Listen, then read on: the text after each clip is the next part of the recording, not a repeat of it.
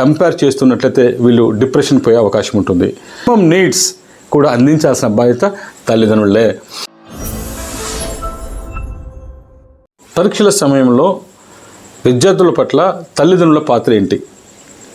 తల్లిదండ్రులు నిరంతరం వారిని పర్యవేక్షిస్తూ ఉండాలి.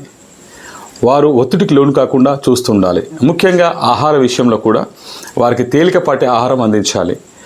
వాళ్ళకు సులభంగా జీర్ణమయ్యేటట్టుగా ఉండాలి. ఎందుకంటే వాళ్ళు యాక్టివ్గా ఉన్నప్పుడు మాత్రమే చదవగలుగుతారు. అనారోగ్యంగా ఉంటే ఇబ్బంది పడతారు. అలాగే వాళ్ళు ఎమోషన్స్ ఎప్పుడు అబ్జర్వ్ చేస్తుండాలి.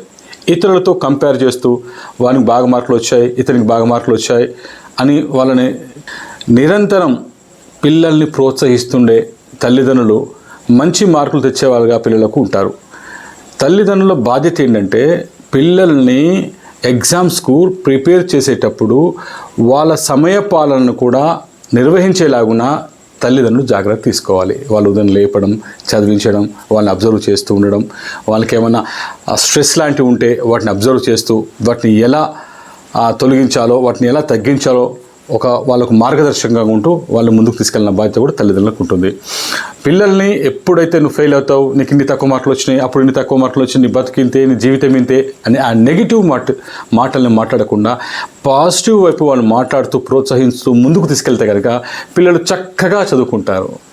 తల్లిదండ్రుల బాధ్యత ఎంతో కీలకమైంది. పరీక్షల సమయాల్లో వాళ్ళకు ప్రశాంతమైన వాతావరణం కలిగించాల్సిన బాధ్యత కూడా తల్లిదండ్రులే. మినిమం నీడ్స్ కూడా అందించాల్సిన బాధ్యత తల్లిదండ్రులే. తల్లిదండ్రులు తమ పిల్లల ఎదుగుదల కోసం ఒక నిచ్చెనలా ఉపయోగపడాలి. పరీక్షల సమయంలో వాళ్ళని ఏమాత్రం డిస్టర్బ్ చేయకుండా, ఇంట్లో కూడా గొడవలు కాకుండా ప్రశాంత వాతావరణం వాళ్ళు కల్పించగలిగితే వారి సక్సెస్లో మీరు భాగస్వాములు అవ్వగలుగుతారు. ఇది తల్లిదండ్రులు చేయాల్సిన బాధ్యత.